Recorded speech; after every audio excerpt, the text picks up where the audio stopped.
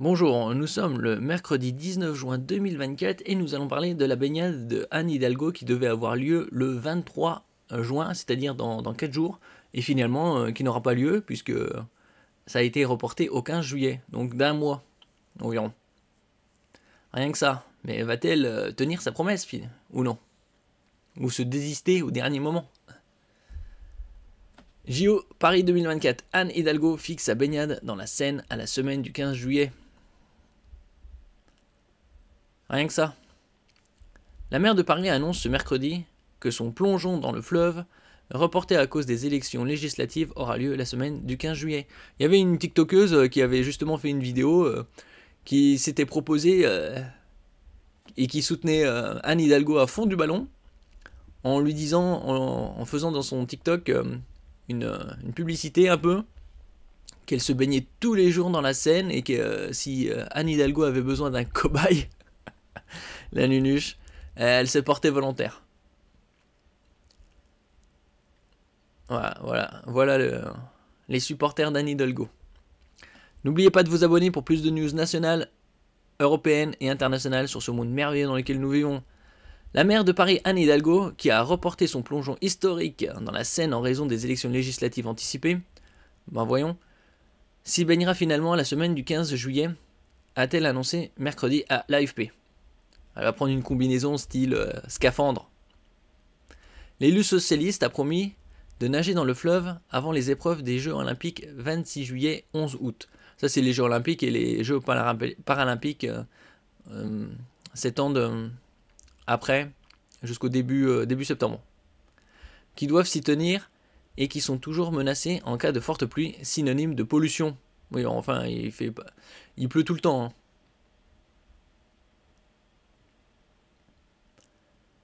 La mairie de la ville haute se baignera après le 14 juillet, le 15, 16 ou 17 en fonction de la météo.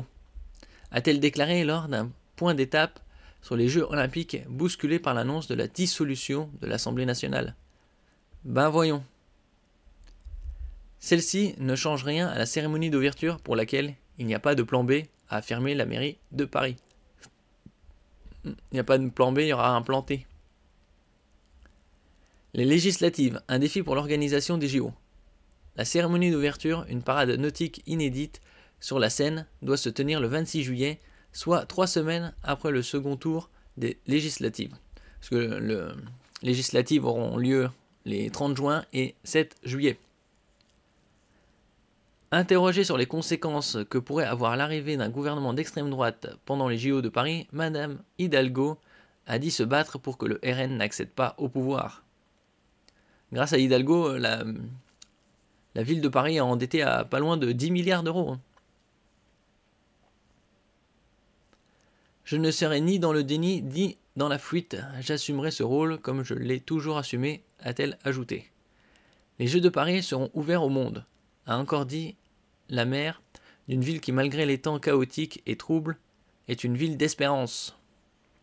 Venez, c'est un endroit où on va continuer à respirer. À respirer, pas mal, il y a beaucoup trop de voitures. A dit l'élu pour répondre aux questions de ceux qui s'inquiètent pour la situation française. Son adjoint au sport et au JO, Pierre Rabadan, a reconnu que l'organisation des législatives pose un certain nombre de questions techniques et opérationnelles pour les JO, notamment sur l'implantation des agents municipaux pour les 2 événements.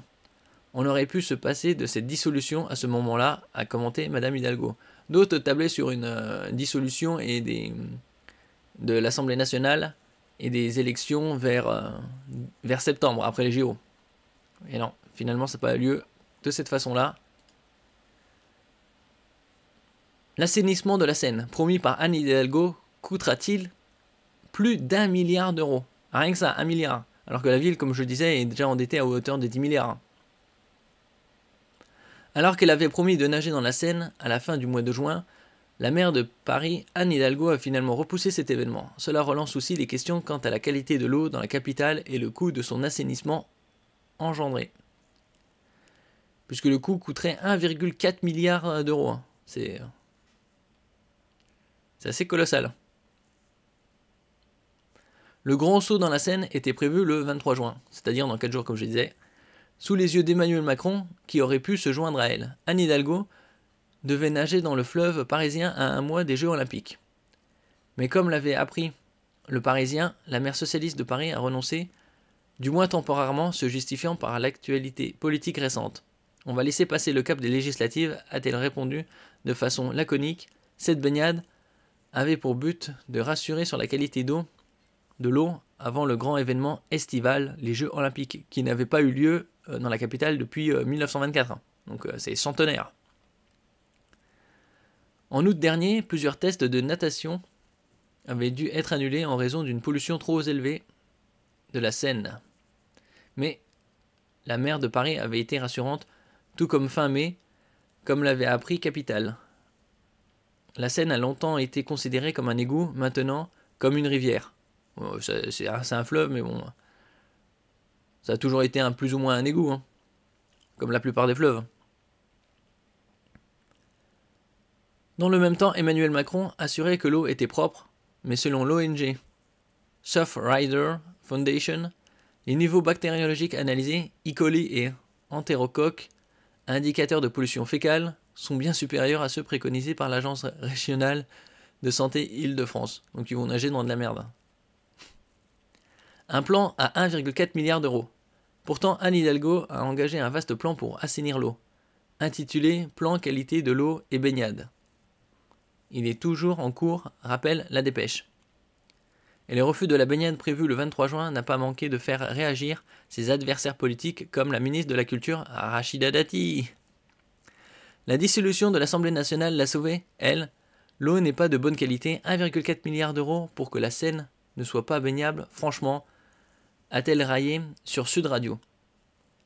Mais alors, ce plan engagé par la municipalité coûte-t-il réellement 1,4 milliard d'euros ?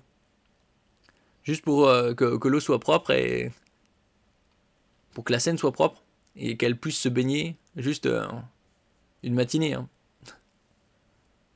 Et pendant les JO. Ça va faire cher les JO.